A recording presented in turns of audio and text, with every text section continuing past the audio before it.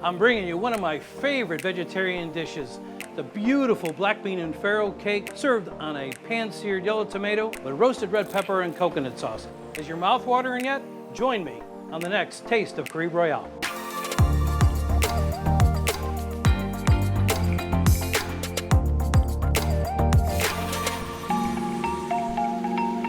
So this is one of my personal favorite recipes. Start with the great ingredients.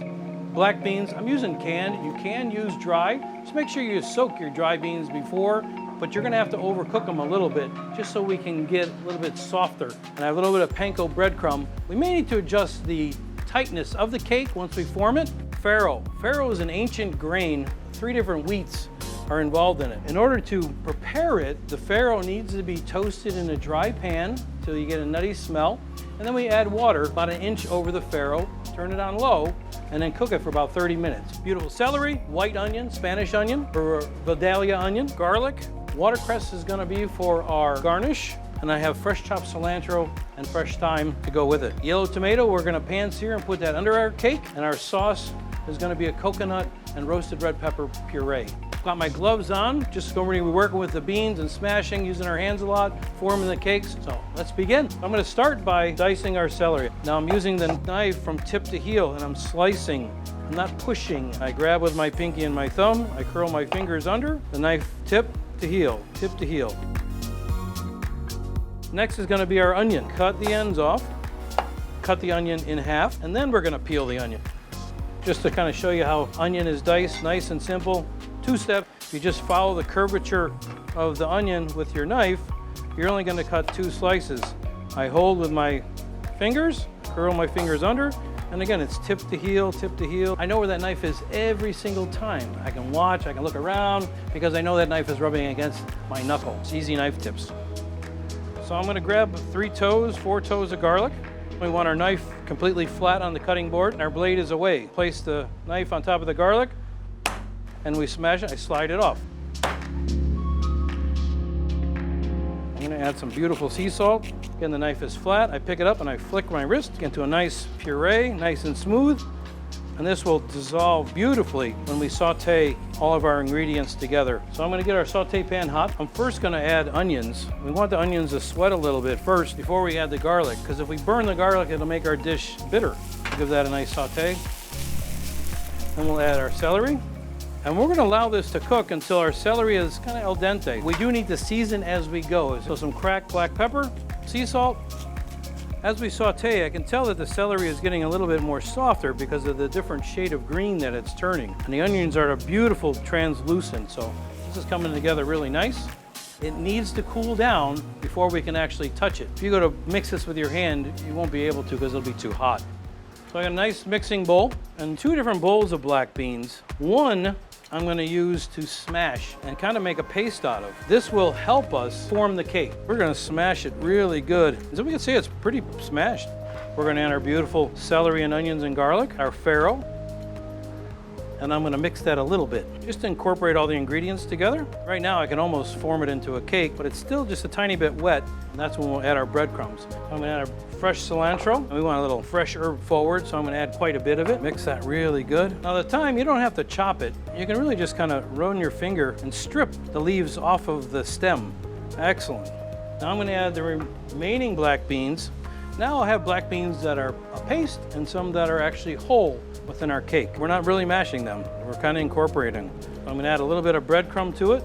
Again, I'm going to start with a little bit. We can always add more. We can't take away once it's in.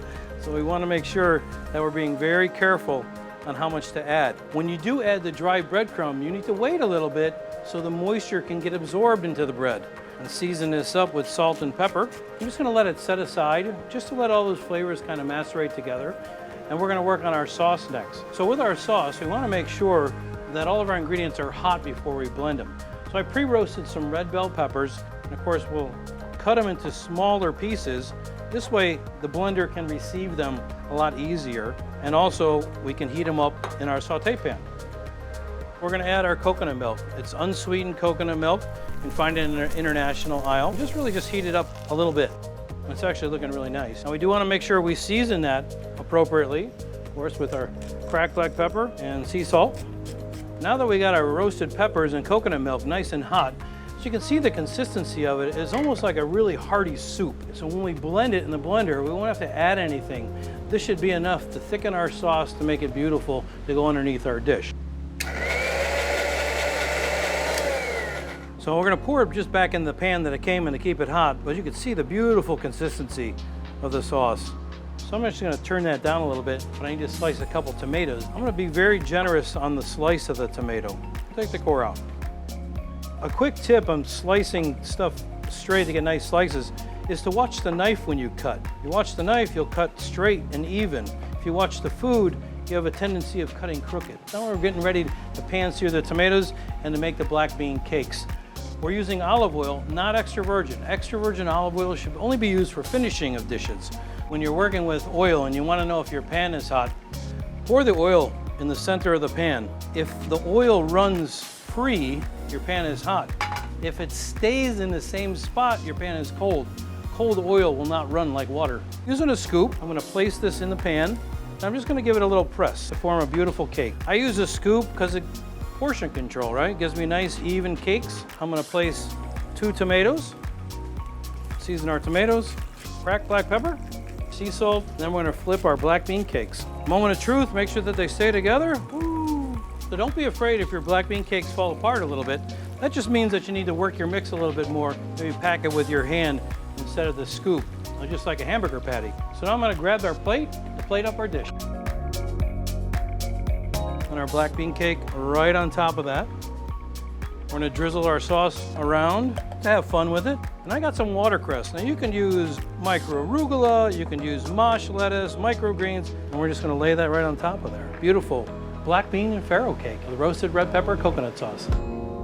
Make sure you subscribe to our YouTube channel and check out the CaribeRoyale.com. You can get the recipes and all we have to offer on your next vacation. We'll see you next time on Taste the Caribe Royale.